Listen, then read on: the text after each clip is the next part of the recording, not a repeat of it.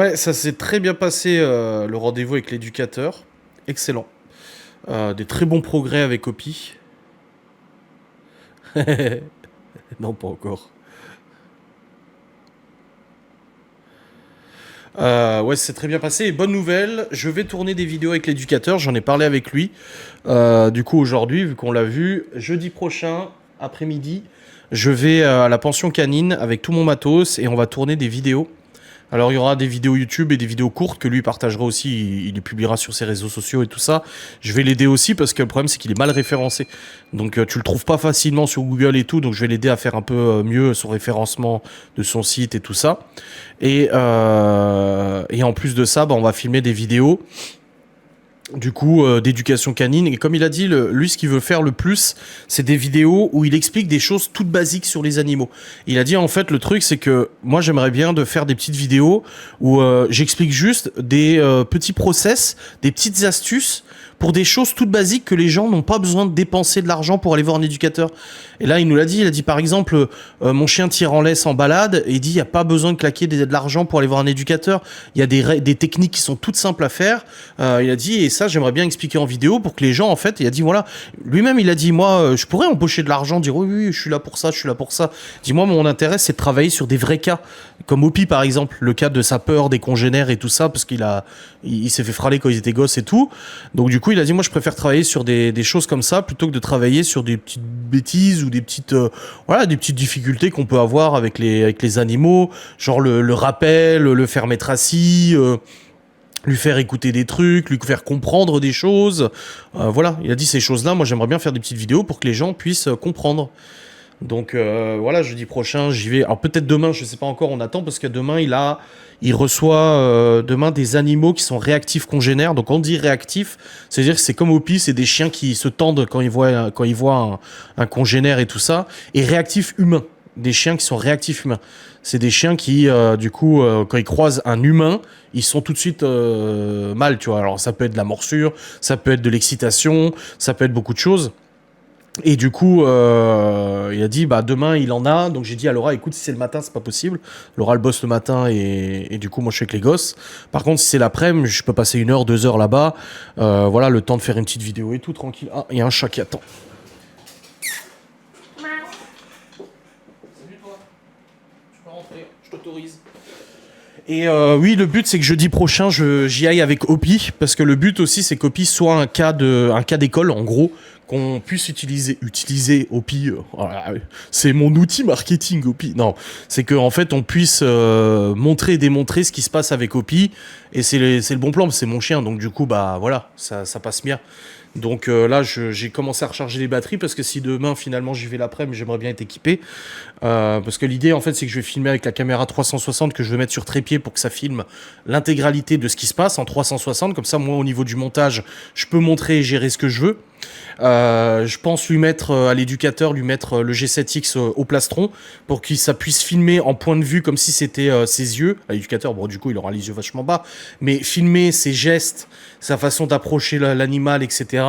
Et moi j'ai le GH5 pour pouvoir faire des plans de coupe et filmer voilà, de mon côté à moi avec le GH5, et toutes ces caméras synchronisées au montage avec micro-cravate sur moi et sur l'éducateur pour qu'on puisse échanger aussi, qu'il explique des choses et qu'on ait une super qualité de son et une super qualité vidéo, quoi. Le but c'est de vous proposer du contenu de qualité et que lui il puisse avoir du contenu de qualité pour ses réseaux. C'est qu'ils ont une réaction exagérée sur un déclencheur, oui c'est ça. Donc jeudi prochain c'est sûr j'y vais. Donc il y aura du contenu. Sous forme, il y aura certainement des shorts, il y aura certainement vidéo YouTube et tout, donc on verra bien comment on fait. Si en plus c'est un bon, ça vaut le coup de le faire connaître. Ouais, bah comme il disait tout à l'heure, on parlait un peu de ce qu'on voyait sur TikTok, et je vais parler moi de ma mauvaise expérience avec un éducateur, comme il dit, un éducateur à la schlag. Il dit c'est un éducateur en fait au coup, à la matraque, au coup de bâton, machin, etc.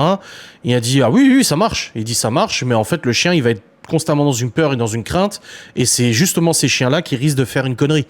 Il a dit, et il y a aussi le strict opposé, où c'est des éducateurs qui sont en mode Montessori, où le chien, en fait, faut jamais lui dire non, c'est comme un gosse, il monte sur le canapé, tu veux pas qu'il monte sur le canapé, bah tu le laisses quand même et tu t'achètes un deuxième canapé pour toi, où le chien doit faire sa loi à la maison, dominant, dominé, oh bah il vous domine, c'est comme ça, c'est la vie.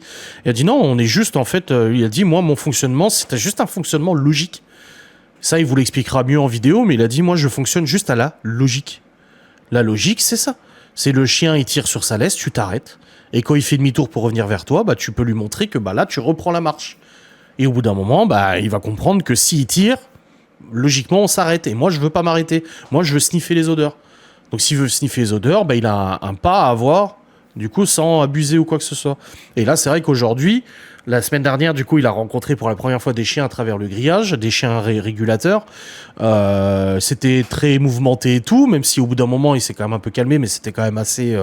voilà. Et aujourd'hui, du coup, il a rencontré une autre chienne qui, elle, en fait, est beaucoup plus habituée aux chiens gentils. Comme il a dit, en fait, c'était double travail aujourd'hui. C'est que Opie a appris à l'autre chienne que tous les chiens n'étaient pas forcément là pour jouer, qu'il y en a certains qui avaient peur et tout, qui se protégeaient ou qui attaquaient.